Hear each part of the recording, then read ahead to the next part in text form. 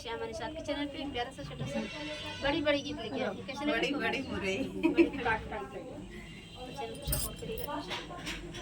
बड़ी बड़ी मुरई बिछाई जौनपुरा में, बड़ी बड़ी मुरई बिछाई जौनपुरा में, बड़ी बड़ी मुरई।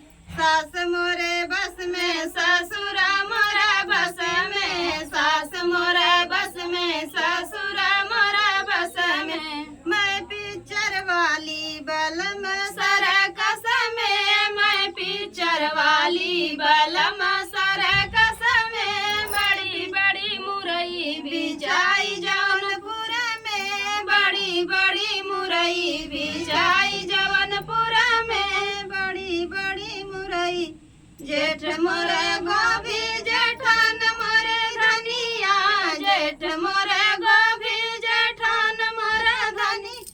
मैं पिक्चर वाली बलम बिन बनिया, मैं पिक्चर वाली बलम मिला बनिया, बड़ी बड़ी मुरई बिछाई जौनपुरा में, बड़ी बड़ी मुरई बिछाई जौनपुरा में, बड़ी बड़ी मुरई।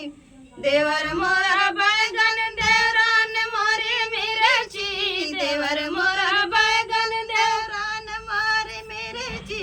मैं पिक्चर वाली बला मैं खाए सुरती, मैं पिक्चर वाली बला मैं खाए सुरती, बड़ी बड़ी मुरई बिछाई जौनपुरा में, बड़ी बड़ी मुरई बिछाई जौनपुरा में।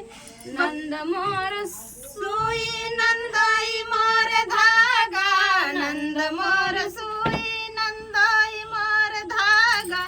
मैं पिक्चर वाली बलम गए बाधा, मैं पिक्चर वाली बलम गए बाधा, मैं पिक्चर वाली।